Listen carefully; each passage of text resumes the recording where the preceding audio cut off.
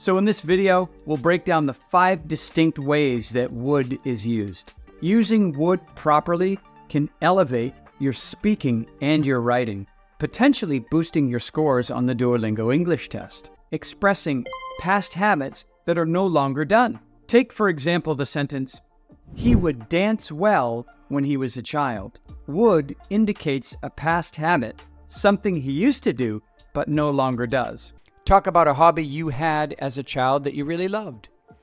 A sample answer could be, "When I was a child, I used to play the piano every day after school. I would spend hours practicing different pieces and improving my skills. It was something I was really passionate about, and I would lose track of time whenever I sat down at the piano." Now let's take a look at the second use of the word would. When reporting or paraphrasing someone else's words, also known as indirect speech. Let me clarify. Imagine somebody says directly, "The shop will be closed tomorrow." When we report this indirectly, we change the word will to would, so it becomes, "The manager said that the shop would be closed tomorrow."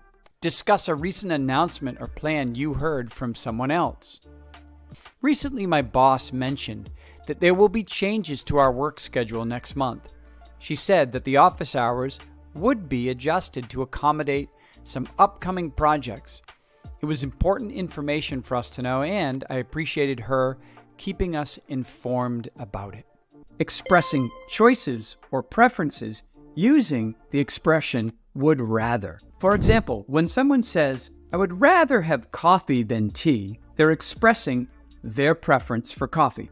Now let's explore the fourth use of the word would, making polite requests. For example, instead of saying, "I want to ask you a question," we would say, "I would like to ask you a question." This subtle change in wording adds to the politeness of the request. "Would you please pass the salt?" and "Would you mind passing the salt?" are much more polite ways of asking someone to pass the salt rather than "Can you pass the salt?" Expressing conditionals. In this context, would is used to express hypothetical or unreal situations. For example, consider the sentence, "If I were rich, I would buy a Ferrari." Here, the speaker is imagining a situation that is not true. They are not rich, and the corresponding action they would take, buying a Ferrari. Even proper use of grammar on the Duolingo English test can help boost your scores.